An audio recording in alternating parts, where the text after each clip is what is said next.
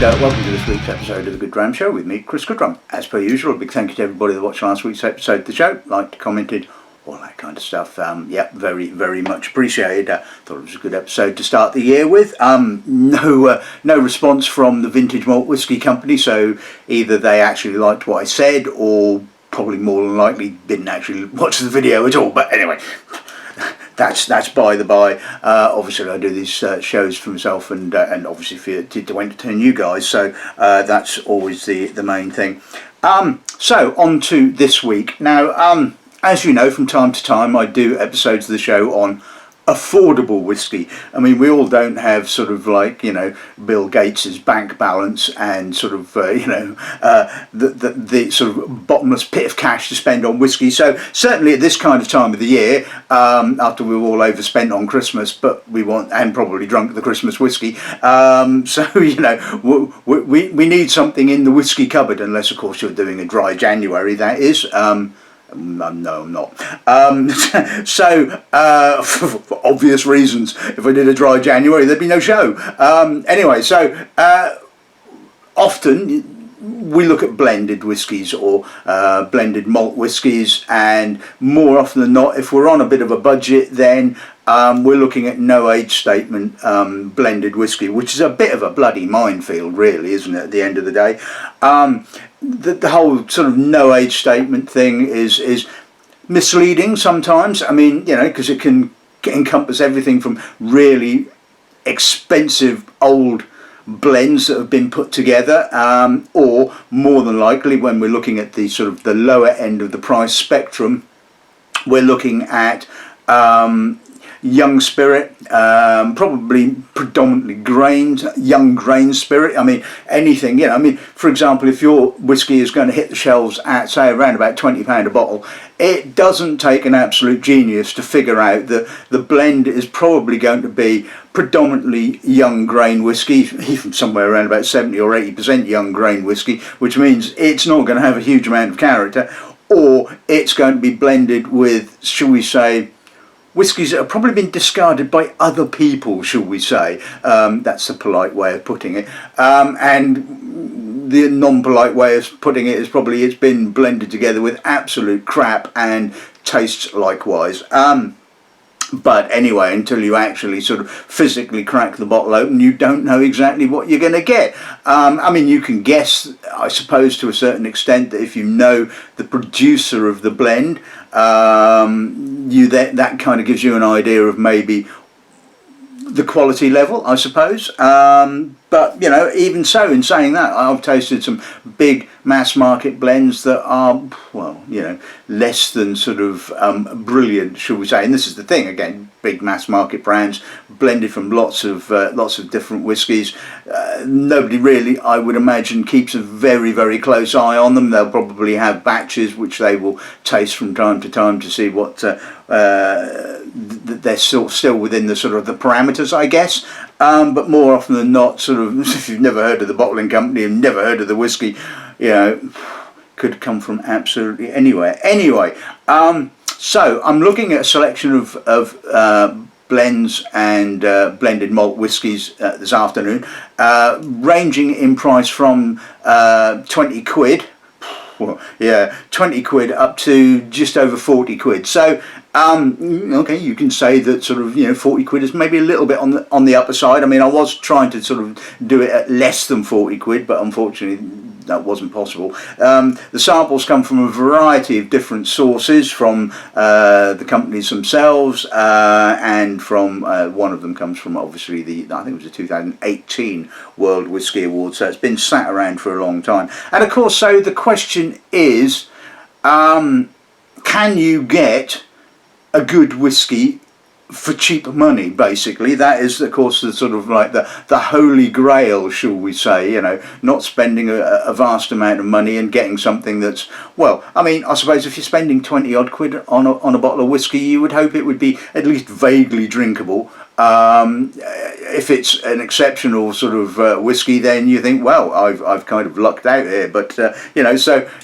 one shouldn't set the bar too high with cheap whiskey, but of course at the end of the day it's still got to sort of, you know, for me, if putting my retailer's hat on, and of course any comments I do make on today's episode of the show are wholly my own and have no bearing on the company that employs me. Just thought I'd better get that one in, because well, you never know.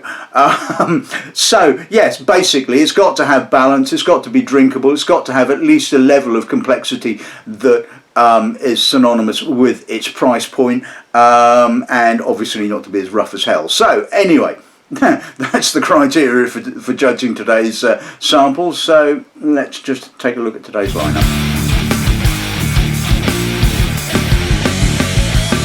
So we're going to start off with the cheapie. So this is available online for 20 quid a bottle. It is called The Politician Blended Scotch Whisky. It's produced by Duncan Taylor. Nope, I've never heard of it either. The only way I came across it was it was entered into the 2018 World Whisky Awards. So like I said, 20 quid. It'll be interesting to see, like I said.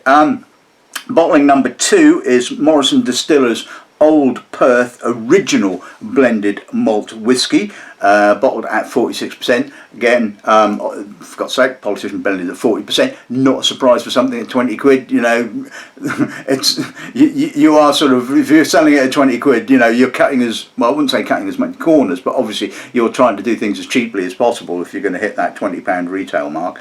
Anyway, so the Old Perth Original. This bottling comes from 2021, as it says on the label. A fair amount of sherry cask used, and well, yeah, there's a bit of sherry colour there. So retailing currently, I think Royal Mile Whisky has it for $69.95. So this was, we'll talk about that when we get to that point. Now, number 3 is a bit of an interesting one. This is called the Eden Mill Guardbridge Blended Malt. Now, the distillery kindly sent me a load of samples just before Christmas, including their own whiskey, which I will hopefully review at some stage this year. So the Eden Mill Guardbridge is the most expensive whiskey here, retailing for around about £41, £42. Is a blend of Highland and Lowland malts, including some of their own spirit. And this is the thing, when you have a distillery release, you obviously have a little bit more flexibility, because using some of your own spirit, you can, you know, it's an arbitrary amount. You know, it's not like you're having to buy it in, so it has obviously a set value. It's your own spirit has whatever value you choose to give it, which will become apparent a little bit further down the line. The next bottling is bottled by the independent bottling company Glennan More. This is a blended Irish whiskey, bottled at 43%, hits the shelves at $39.95. So the triple distilled malt component is aged in ex-bourbon and finished in ex-Oloroso octaves. The grain component is aged in virgin oak and recharred ex-bourbon. And as you can see from the colour, it has picked up quite an awful lot of colour from those Oloroso octaves. So bottled at 43% and retailing for a shade under 40 quid. Could be interesting. Now, what I was saying about sort of using your own spirit, it applies quite happily to this one. This is the Maclean's Nose Blended Scotch Whisky, currently online for around about £32.50. And it's obviously produced by Adelphi, that own the Ardnamurchan distillery. So obviously a big chunk of Ardnamurchan goes into that. And of course, like I said, it's how do you value your own spirit? So to hit the sort of the 32.90 or 32.50, or I mean, when this first came out, I had this on the shelf at under 30 quid, which is pretty much unheard of, to be honest with you. Now, and also, it is not a cheap blend, in inverted commas, shall we say. It's a 70-30 malt to grain whiskey. The malt content is exactly 40 ex-bourbon American Standard barrels from the West Highlands. Guess where that one is. It's 16 ex-sherry hoggies from the West Highlands. Wonder where that one's come from. And it's 5 ex-bourbon American Standard barrels from Campbelltown. The grain content, like I said, 30%, is 21 ex-bourbon hogsheads from the lowlands, so it could be any of the two, sort of Goodrum or whatever the other one is, I forget off the top of my head. So yeah, 70-30 malt to grain.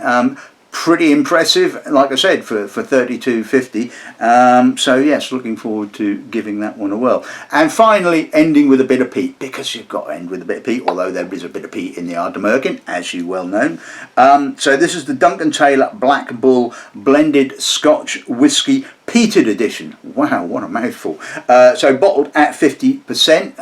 Online it is £33 per bottle. This particular sample came from last year, so I would, not last year, 2022, sorry. So I would say it's probably close to what's currently out and available. So looking forward to trying that. Don't know what the ratio of malt to grain is in that particular bottling, but we'll obviously find out when we get to it. So anyway, let's kick off with a bit of cheap politician then.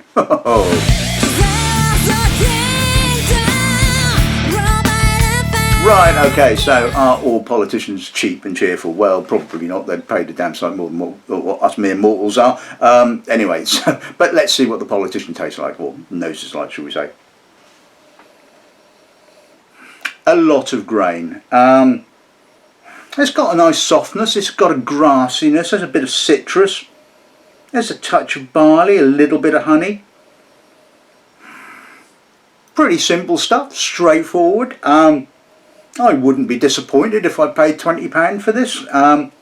You know, like I said, you keep your expectations relatively low, and it's not dirty, sort of nasty, you know, dreadful spirit. It's pretty clean, pretty fresh, like I said, pretty grain dominated. So, you know, we're in the sort of, I would say, 70 to 80% grain. Yeah, let's see what that's like.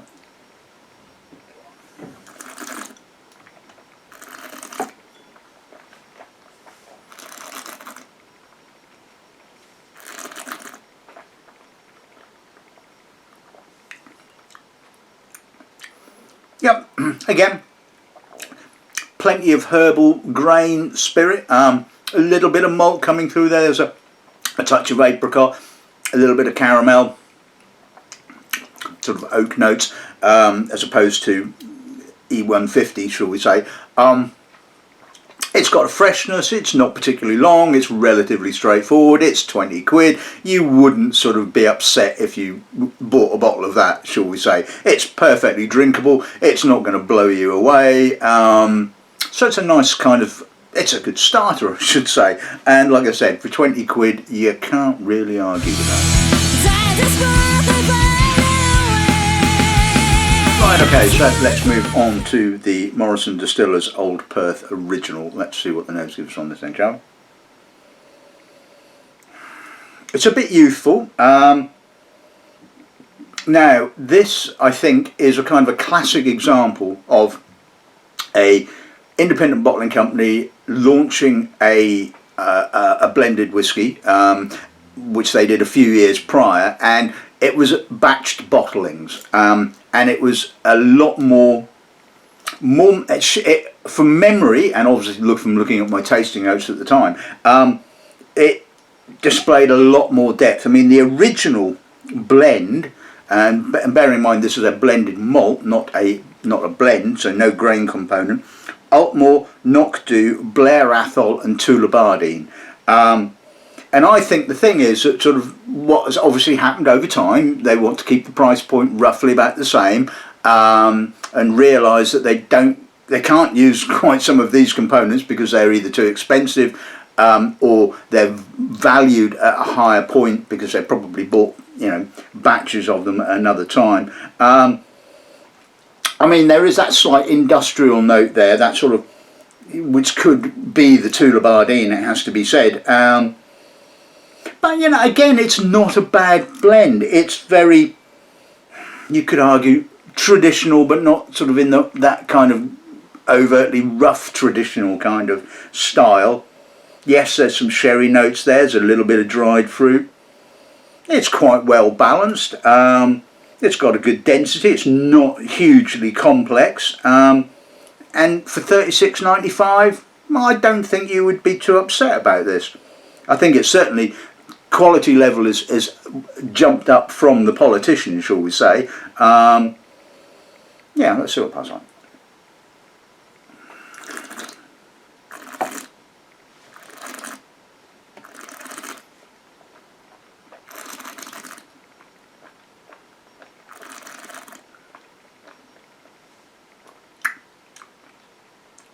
Right, so it kicks off with that young spirit. It's got a little bit of an off the still note happening there, touch of barley, a lot less sherry character, a lot less sherry input, a very, very subtle sort of dried sherry note on the mid palate. It's predominantly American oak led, although it's not overtly vanilland. A little on the short side, all right, medium length possibly, a little bit of spice on the finish. And like I said, you know, from when I tasted this back when it was originally released, my overriding impression was that the components had got younger over time, which is not a surprise at all. What did surprise me was that they dropped the whole kind of batch thing. Maybe it was just too much hassle, I don't know. I always find it a little bit strange how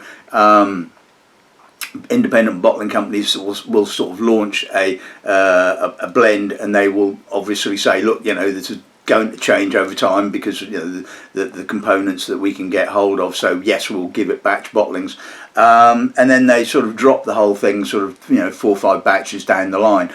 Sometimes they basically say, well, you know, it's because we've now got sort of a more settled supply of the raw material that we want to use, and therefore don't need to give it a batch number. Sometimes it, you know, you have to ask them why they do these kind of things, because sometimes they kind of seem to sort of march to the beat of their own drum, should we say. But anyway, overall, I would like to say that wasn't a bad whiskey at all. For $36.95, I'm more than happy with that. Right, okay, so let's move on to the Eden Mills Guardbridge. So a blend of Highland and Lowland malts, including some of their own. So let's see what the nose gives us. Bottled at 46%. A slight industrial note there initially comes to note. There's some hard white fruit. It's got it's got that kind of Highland granity note running through it. Green apple, gooseberry, touch of fleshier fruit, apricot, vanilla, baked apple, hyacinth. It's actually quite a complex blend. There is an awful lot going on here, and yeah, I think it justifies its 40 quid price tag. That slight industrial note just kind of jars it for me, and it's not, I don't know, maybe it's because that kind of style is something that I kind of pick up on, like sulphur notes, for example. Not that there's any sulphur in here at all. I kind of pick up those kind of notes very, very easily. Maybe it's my sort of Glen Rothes radar going, doo. I don't know. Not that I don't think there's any Glen Rothes in here, but it's got some of that sort of slightly industrial sort of spirit. If you strip that out, I would be more than happy with this. As it is, it's kind of, you know, like I say, it's got just that little sort of edge that's kind of putting me off a little bit. Let's see what that's like.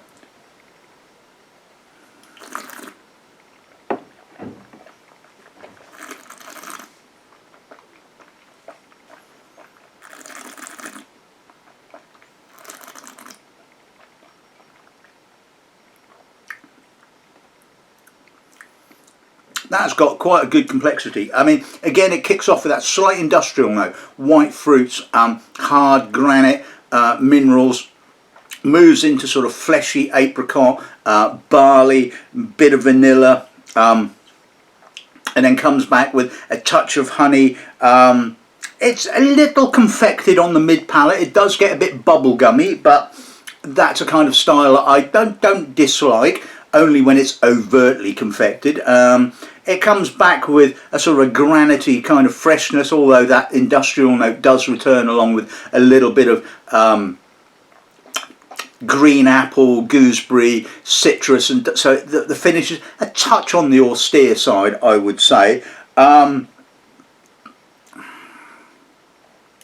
I'm quite torn with this. I think it has some sort of lovely points, but then it has some points that really quite jar with me. It's got some lovely fruit, but there is that slight industrial note. That is that slight austerity, overt austerity on the finish, which is not sort of floating my boat, it has to basically say. But on the whole, I think it's got a lot of complexity. I would say that if you like this particular style, then you probably wouldn't be disappointed by forking out 40 quid for it. For me, I'm just not fully behind it. Right, okay, so let's move on to the Glennan more blended Irish whiskies. So let's see what the nose gives us on this end, shall we? Quite a lot of oak to kick off with. I'm getting sort of creamy American oak. I'm getting soft sherried dried fruit. It's got I can get the fresh oak. I can get the virgin oak. I mean, it's there. But in saying that, it's got a lovely crispness to the grain, and this is what I've always loved about blended whiskies, is the sort of the balance of them, and the fact that the grain component just adds this crispness and it just cuts through the malt content. So again, I'm thinking quite heavy malt content, probably 50 or 60% malt to grain, I would have thought. It's got some lovely fudgy notes. It is quite oak dominated, but in saying that, like I said, for $39.95, I was actually blown away by how complex this is for the money. And I'm more than happy with it. It's just got so much character. Alright, you could argue that a lot of that character is oak character. And I think it's balanced. It's just a lovely Irish whiskey at the end of the day. And with sort of with whiskies becoming more and more expensive, trying to find sort of inexpensive, really good quality whiskey is really, really difficult. And I'm more than happy with this. Let's see what the password.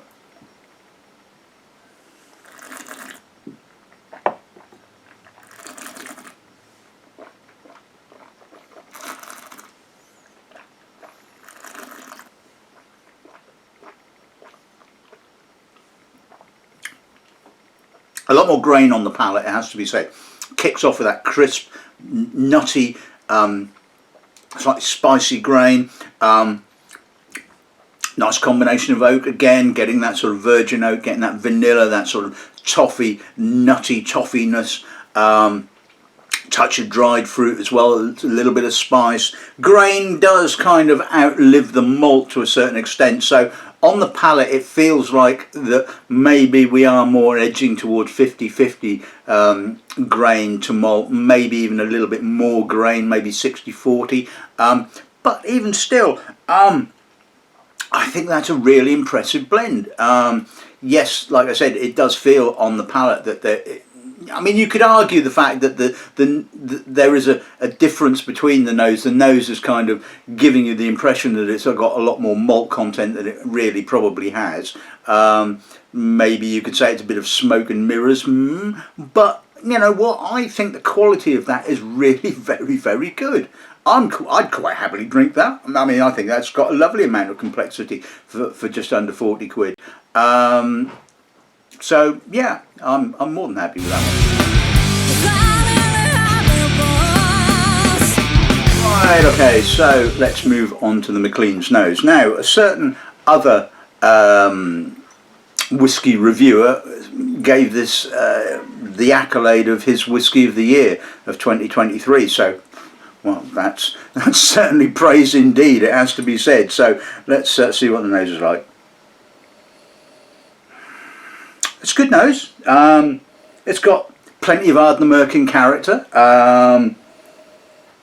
Quite earthy. earthy peat, dry peat, herbal peat, apricot, touch of sherry coming through, not overtly sherried. I mean, let's put it this way, sherry butts are expensive, so you can't have too many of those. A little bit of floral grain note is coming through, some gooseberry, minerals. Yeah, it's definitely got a West Coast kind of character. It's definitely got that noticeable Ardnamurchan character. And it is quite weighty, and for sort of like, you know, £32.50, I think, you know, I'd be biting your hand off for it, it has to be said.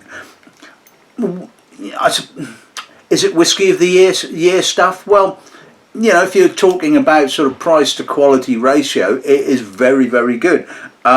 And it's always difficult at the end of the day when people ask you, what's your favourite whiskey, what's the favourite whiskey you've tasted? It's horrendously difficult because, you know, when you taste such a diverse array of whiskies and age statements and stuff like that, and some of them, you know, are just incredibly complex but eye-wateringly expensive.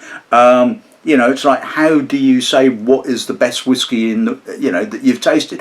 It's how long is a piece of string, you know, it's just really difficult. But I will say, certainly on the nose, just stunning value for money. Absolutely stunning. Let's see what the pal's like.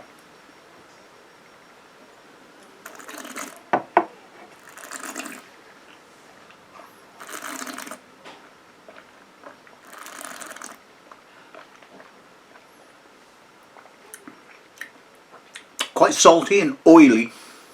Quite Campbelltowny to kind of kick off with, then almost like a fishiness as well, which is quite surprising considering the Campbelltown component is very, very small. Again, we get some tar, some dry peat, some herbal peat, apricot, barley, touch of vanilla, little bit of grain spirit just poking through there. I mean, you know, the malt is certainly in control here. Gets quite stringent on the mid palate, a little bit of green fruit as well. Really complex. This is a very, very, very good blend, which is not a surprise when you consider sort of like, you know, the bulk of it comes from Ardnamurchan and they teamed up with Charles Maclean. I mean, you know, they're not going to produce a pile of crap, really, are they, at the end of the day? Nice citric, sort of minerally kind of Highland note coming through on the finish. Yeah, really, really like that. That's very, very impressive. Right, okay, so on to the final whiskey of the afternoon. This is the Duncan Taylor Black Bull Peated Edition. Let's see what the nose gives us on this then, shall we? It kicks off with quite a lot of grain. Crisp, citric, lime, quite grainy, salty, a little bit of medicinal peat, not a huge amount, a little bit. There's a little bit of honey, touch of oak, there's a little bit of almost kind of marshmallow as well. I mean, it's quite a subtle nose, it's quite elegant, I would guess. Probably a chunk of Kalila in here. It's got that freshness, old school fresh Kalila rather than the sort of more modern sort of oily Kalila. I guess it's probably sort of more because there's quite a big grain content. I would say again we're looking at a lot more grain than malt. But you know what? Again, I think that actually works quite pleasantly. So you know, if you want your, you know, your peat fix, shall we say, but you know, don't have the funds to sort of spend on a single malt. Yeah, okay, 33 quid. Yeah, I can live with that. Let's see what the price like.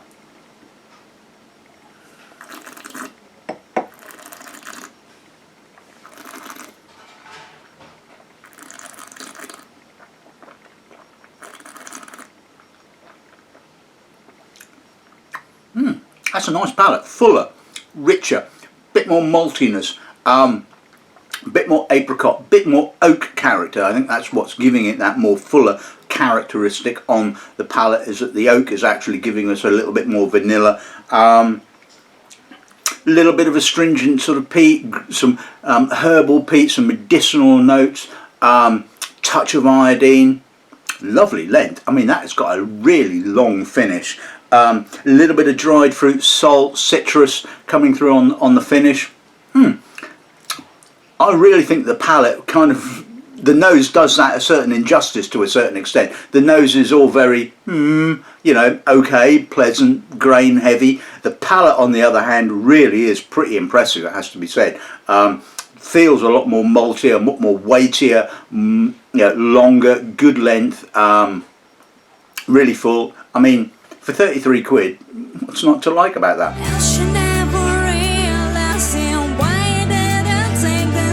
Right, okay, so let's sum today's episode of the show up. Firstly, a big thank you to all the companies that have sent in samples for today's episode of the show. Very, very much appreciated. Hope you think that the review was a fair review. Now, I know this is a very small sample size of available whiskies, or, you know, available cheap whiskies, inexpensive whiskies, whatever you want to call them. And, you know, overall, I'm quite impressed with all of them to a certain extent. You know, some more so than others, but, you know, there's no stinkers. I mean, you know, like I said, this is a very small sample size, and there are some bloody awful cheap whiskies out there, but, you know, I can only work with what I can work with at the end of the day. So, The Politician, never heard of it. It's not something that seems to be promoted by Duncan Taylor. It's just sort of like, you know, one of their kind of like, well, I wouldn't say under the table blends, you know. But for 20 quid, well, you can't argue with it. Yeah, all right, it's predominantly sort of young grain spirit, but, you know, like I said, 20 quid, what can you get for 20 quid outside of the, you know, the cheap supermarket stuff, which we're obviously not going to comment on, because they kind of skew that sort of market a little bit, to be bluntly honest with you. So, you know, for 20 quid, not going to complain about that. The Old Perth, yeah, again, 36 quid, 37 quid, can't argue with that. Well made blend, younger than what it was back when it was first released, but still, you know, judging on what the juice that's in the bottle, it's not a bad whiskey at all. The Eden Mill Guardbridge, again, a quality blend. You can't argue with the quality of the spirit that's gone into that blend. Now, you can argue it from a sort of a taste point of view, I suppose. There are elements in there that really kind of jar with me to a certain extent. So, you know, if you kind of like, you know, just got rid of that sort of industrial Highland spirit of whatever distillery, shall we say, and just concentrated on sort of something less industrial, bloody amazing blend. But, you know, it's all about taste at the end of the day, isn't it? You know, like I said, you can't argue with the quality of it. The Glennan blended Irish whiskey, again, you know, I really, really liked that.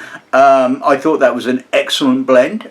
Yeah, all right, okay, you could argue it's a bit oak heavy, but, you know, you can't argue with the quality of it. And again, sort of, you know, less than 40 quid for a blended Irish whiskey is bloody good going, it has to be said. I mean, you know, I mean, what's Blackbush now? I mean, Blackbush is probably up in that kind of price point, I would have thought, and certainly I would sort of be, you know, say that is of a comparable quality to something like Blackbush. So yeah, absolutely fine. Lovely, lovely whiskey at the end of the day. The Maclean's nose, and again, you know, I mean, the price of this has gone up. I mean, like I said, when it was first released, I could put it on the shelf for under 30 quid, which was just a mind-blowing quality of whiskey for that kind of price. The price has gone up, shall we say, and this is always the thing, isn't it? When a distillery is producing a blended whiskey and using a big chunk of their own spirit, they can basically sort of play around with the price to their heart's content, because it's a case of what do we value our spirit at, you know. And if we want to sort of effectively make a loss, just to sort of like, you know, for whatever reason, you know, commercial sort of advertising, whatever, then great, you know. But for the consumer, you know, forget the bloody producer. If they want to make a loss, then fine, don't care about that. For the consumer, you are getting a huge amount of bang for your buck. And like I said, I can see why Ralphie basically said this was his whiskey of the year, because the quality for the price is just off the scale. It really should be a damn sight more expensive than what it really is. Is that deliberately done? Who cares? At the end of the day, you can buy this bloody great whiskey for sort of like £32.50. Great. End of story. The Duncan Taylor Black Bull.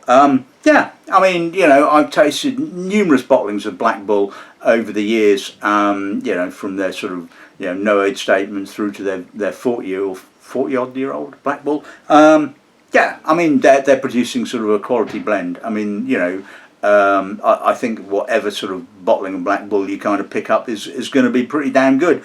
And like I said, I've tasted numerous of them. But coming back to the Black Bull Peated edition, it ticks all the boxes.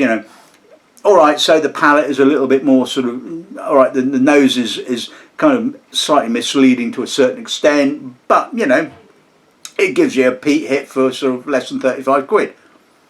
What's not to like, shall we say? Anyway, that's today's episode of the show in the bag. I think it's been really, really entertaining. It's always good to do a sort of like, a kind of a cheap and cheerful episode of the show every now and again.